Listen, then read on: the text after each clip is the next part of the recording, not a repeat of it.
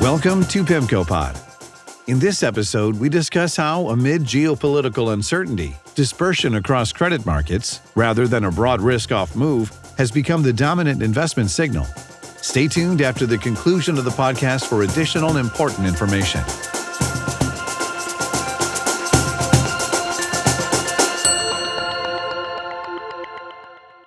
The Credit Market Lens, a market split, but for how long? By Lofty Karui. Until 2 days ago, markets had exhibited a noticeable gap between the behavior of global rates and risk assets. Across foreign exchange, FX, equities, and especially credit, risk premia had moved only modestly, even as front-end yields rose sharply and curves flattened, suggesting a market still more focused on inflation risks than on a material growth shock.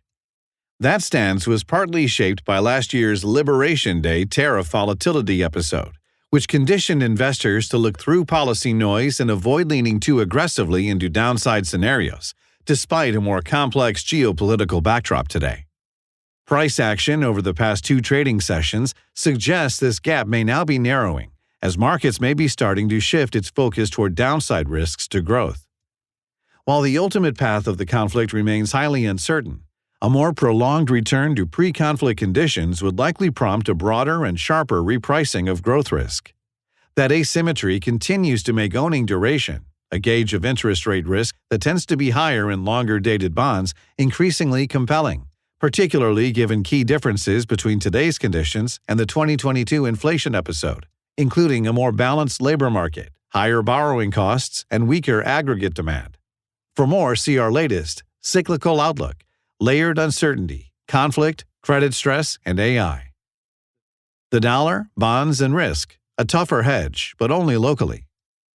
While treasuries provided effective protection during risk-off episodes in February, their performance has since been more mixed, as yields have moved higher even amid bouts of softer risk sentiment.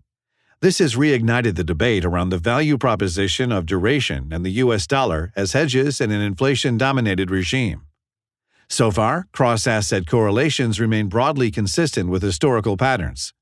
Of the roughly 60 trading sessions year-to-date, there have been very few instances, on either a daily or rolling basis, where higher 10-year Treasury yields coincided with wider U.S. dollar investment-grade (USDIG) spreads and a weaker dollar.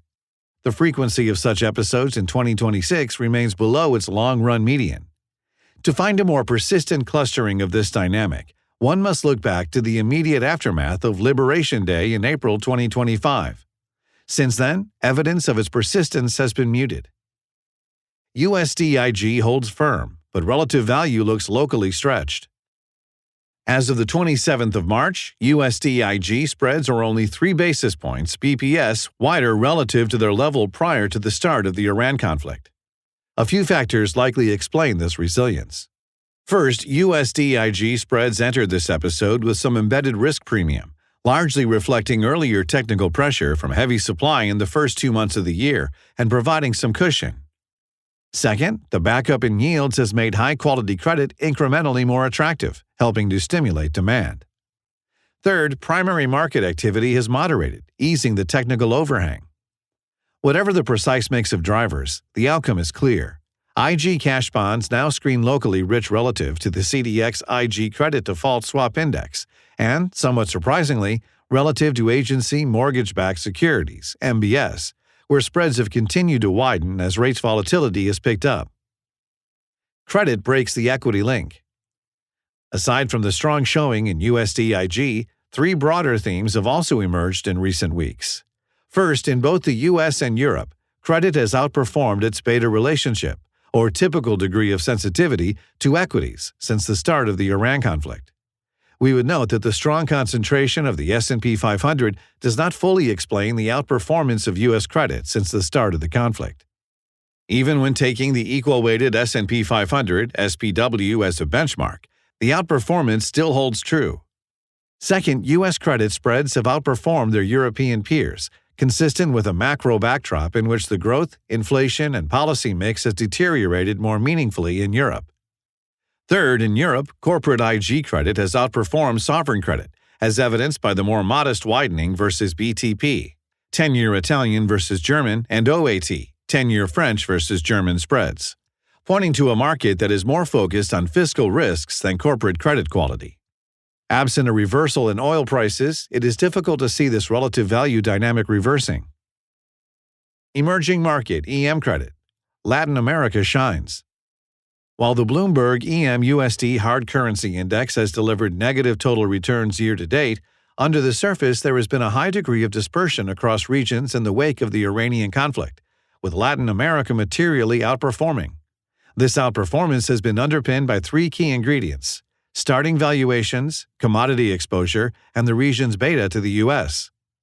First, on valuations, relative to the other regions, LATAM spread screened as the most attractive at the start of the year, offering almost 80 bps of pickup versus the index.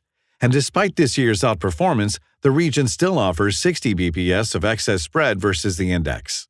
Second, around half of LATAM country exposure is concentrated in Mexico, Brazil, and Argentina. Thus, higher oil and agricultural commodity prices have been a tailwind to the region.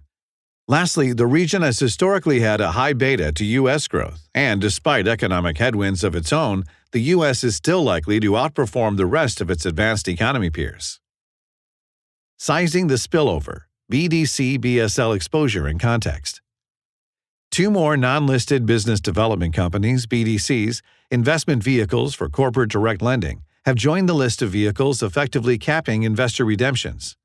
A frequently asked question is whether these redemption pressures could spill over into adjacent public markets if managers are forced to raise liquidity by selling more liquid assets, such as broadly syndicated loans, BSLs. The holdings of public and non-traded BDCs provide useful context. As of the end of the third quarter of last year, we estimate that BDCs held roughly $21 billion worth of BSLs, the bulk of which resides in non-traded BDC portfolios. This represents about 1.4% of the total amount of BSLs outstanding and a little under 6% of total BDC net asset value, NAV. Even under stress, this exposure is too small to generate meaningful forced selling in the BSL market. To be clear, redemption pressure is real and increasingly widespread across non-traded BDCs, but the risk of a direct flow-driven spillover into the BSL market remains modest. That said, the loan market faces its own fundamental challenges, most notably its sizable exposure to the software sector, which have weighed on performance independent of any private credit-related flows.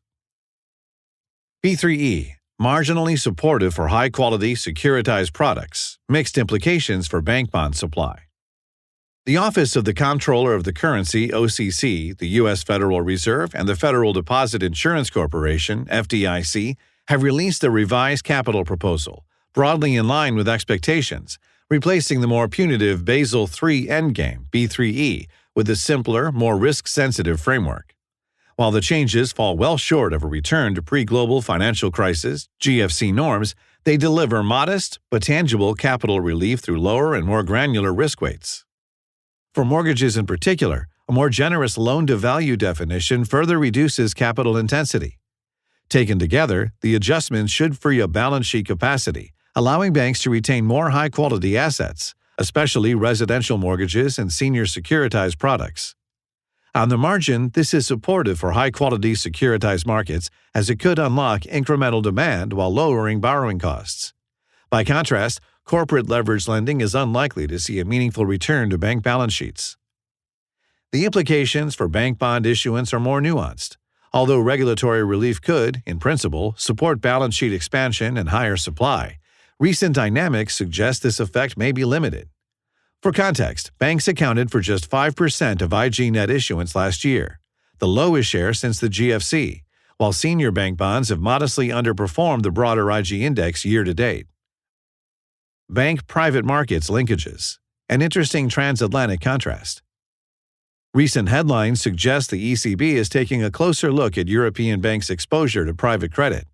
Similar questions have long been debated in the U.S., but the degree of bank interconnectedness with the sector appears to differ meaningfully across regions. Direct granular data are readily available in the U.S. but are more limited in Europe. As a result, the comparison necessarily relies on two different data sets that are not fully internally consistent. In the euro area, European Central Bank (ECB) data on loans to other financial intermediaries, including investment funds, serve as a crude proxy for fund finance activity, while U.S. figures are based on more granular classifications. With that caveat in mind, the contrast is still instructive. Loans to non-depository financial institutions as a share of total bank assets in the U.S. have nearly doubled over the past decade, reaching roughly 8%. By contrast, the corresponding ratio in the euro area remained broadly stable at around 3.5%.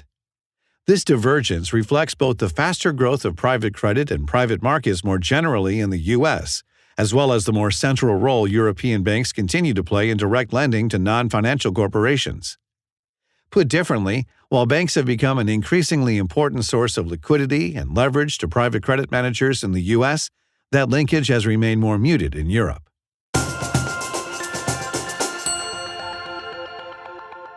Thank you for listening. That was The Credit Market Lens, a market split. But for how long? For future insights, please follow us on your favorite podcast platform. The discussion and content provided within this podcast is intended for informational purposes only and may not be appropriate for all investors. Reliance upon information provided in a podcast is at the sole responsibility of the listener. The information included herein is not based on any particularized financial situation or need, and it is not intended to be and should not be construed as a forecast, research, investment advice, or a recommendation for any specific PIMCO or other security, strategy, product, or service. Past performance is not a guarantee of future results. All investments contain risk and may lose value. Investors should speak to their financial advisors regarding the investment mix that may be right for them based on their financial situation and investment objective. Podcasts may involve discussions with non-PIMCO personnel, and such content contain the current opinions of the speaker, but not necessarily those of PIMCO. Other podcasts may consist of audio recording of an existing PIMCO article, and such material contains the current opinions of the manager. The opinions expressed in all podcasts are subject to change without notice. Information contained herein has been obtained from sources believed to be reliable but not guaranteed. PIMCO, as a general matter, provides services to qualified institutions, financial intermediaries, and institutional investors. This is not an offer to any person in any jurisdiction where unlawful or unauthorized. For additional important information, go to www.pimco.com/gbl/en/general/legal-pages/podcast-disclosures.